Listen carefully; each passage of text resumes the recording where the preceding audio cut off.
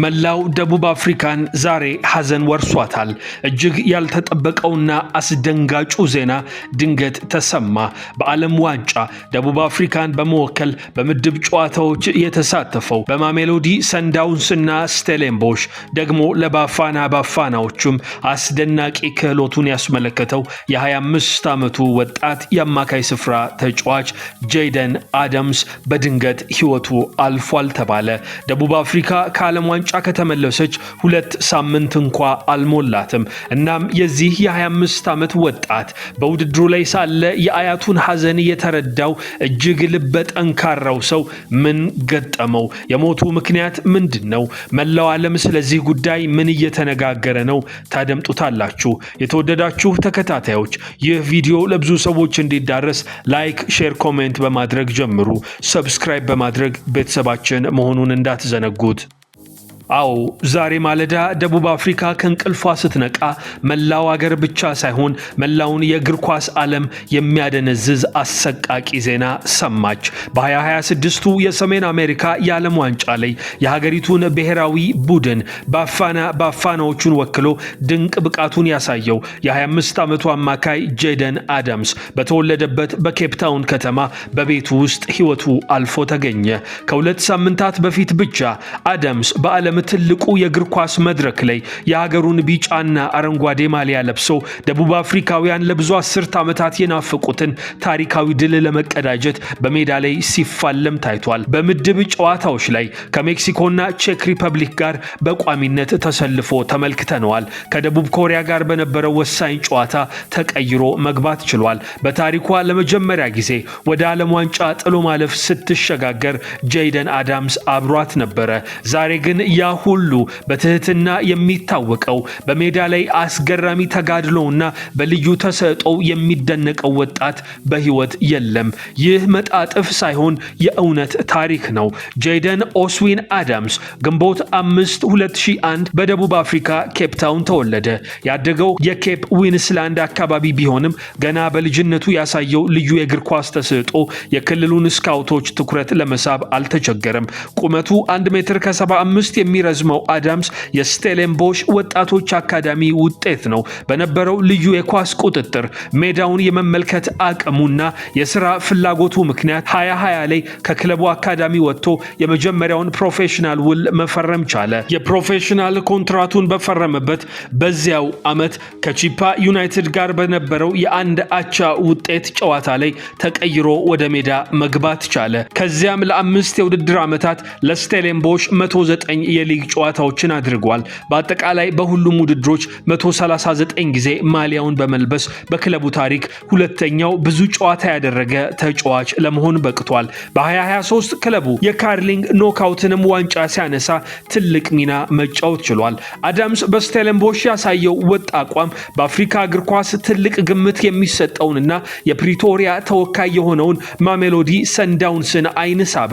እናም ጥር 2025 በታላቅ የዝውውር ሂሳብ ክለቡን ተቀላቀለ። ወደ ሰንዳውንስ የሎ ኔሽን ከተዘዋወረ በኋላም ያለምንም መቸገር የክለቡ አማካይ ክፍል ሞተር መሆን ችሏል። በ2025-2026 የውድድር ዘመን 37 ጨዋታዎችን አድርጓል።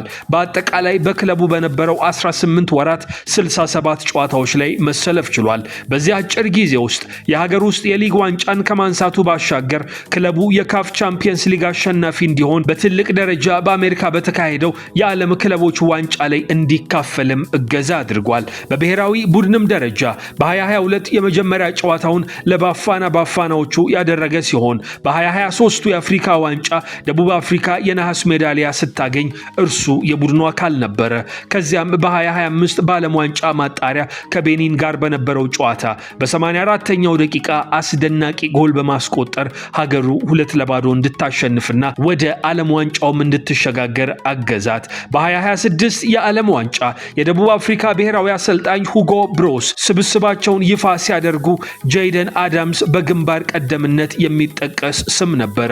በታሪኳ አስደናቂ የሚባል የዓለም ዋንጫ ጉዞም ደቡብ አፍሪካ አደረገች። ከሜክሲኮ ጋር 2-0 ተሸነፈች።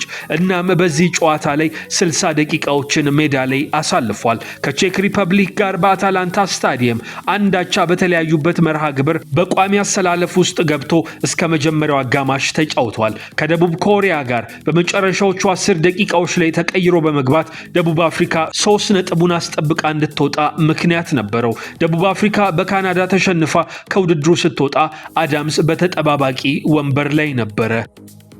አዳምስ በዚያ የዓለም ዋንጫ ጉዞ በደስታ ብቻ የተሞላ አልነበረም። ከጀርባው ከባድ የግል ሐዘን ተሸክሞን ያሳለፈው ጁን 18 2026 ደቡብ አፍሪካ ከቼክ ሪፐብሊክ ጋር ከመጫወቷ ጥቂት ሰዓታት በፊት ጄይደን አዳምስ የ72 ዓመት አያቱ ማሪያና አዳምስ በስቴሌንቦሽ በሚገኝ ሆስፒታል ውስጥ ሕይወታቸው ማለፉን ሰማ። እንዲህ ያለውን ሐዘን ይስማ እንጂ ወጣቱ አማካይ አገሩ የምትፈልገውን ከባድ ዋጋ ለመክፈል ሲል በከፍተኛ የስነ ልቦና ጫና ውስጥ ሆኖ በሐዘን ተውጦ በዚያ ጨዋታ ላይ ተሰልፎ ተጫውቷል። የደቡብ አፍሪካ እግር ኳስ ማህበር ፕሬዝዳንት ዶክተር ዳኒ ጆርደን ለአያቱ መሞት የተሰማቸውን ጥልቅ ሐዘን ገልጸዋል። አዳምስ በዚያ አስቸጋሪ ወቅት ለአገሩ ያሳየውን ታማኝነት አድንቀውም ነበረ። አያቱ በሞተች በ2 ሳምንት ውስጥ የራሱ ሕይወት ማለፉ ለበርካቶች ከባድ ራስ ምታትንና ሐዘንን የፈጠረ ነበረ። እስካሁን ባለው መረጃ መሰረት የጄይደን አዳምስ ይፋዊ የሞት መንስኤ በሕክምናም ሆነ በፖሊስ አልተረጋገጠም። የደቡብ አፍሪካ ፖሊስ ቅዳሜ ሐምሌ 11 ጠዋት በኬፕታውን ማዕከላዊ ክፍል በምትገኘው ሾት ክሎፍ በተባለች መንደር ውስጥ የአንድ የ25 ዓመት ወጣት አስክሬን መገኘቱን ተከትሎ መደበኛ ምርመራን መጀመሩን አስታውቋል። የዌስተርን ኬፕታውን ፖሊስ ቃል አቀባይ ኤፍሲ ቫን ዋይክ የዚህ ክስተት ሁኔታዎች በአሁኑ ጊዜ ምርመራ ላይ ናቸው ሲሉ አረጋግጠዋል። ይህንን ተከትሎ በማህበራዊ ሚዲያዎች በተለይም በትዊተር በርካታ ያልተረጋገጡ ወሬዎች ተሰራጭተዋል። አንዳንዶች አዳምስ ከዓለም ዋንጫው መልስ በተሰጠው የረፍት ጊዜ ውስጥ ራሱን አጥፍቷል ሲሉ፣ ሌሎች ደግሞ በትውልድ መንደሩ በተነሳ አለመግባባት ምክንያት በምግብ መመረዝ ሳይሞት እንዳልቀረ ግምታቸውን አስፍረዋል። የደቡብ አፍሪካ የስፖርት ጥበብና ባህል ሚኒስትር ጌይተን ማርኬዝ እነዚህን ወሬዎች በመቃወም መግለጫ ሰጥተዋል። የጄይደን የህልፈት መንስኤ እስካሁን አልተረጋገጠም። የሚዲያ አባላትና ህዝቡ ከማንኛውም ግምት እንዲቆጠቡ ለቤተሰቦቹና ለማሜሎዲ ሰንዳውንስ በዚህ አስቸጋሪ ወቅት የሚያስፈልጋቸውን ነፃነትም እንዲሰጡ በትህትና ተማጽነዋል። ይህ የበርካቶች ሐዘን ነው።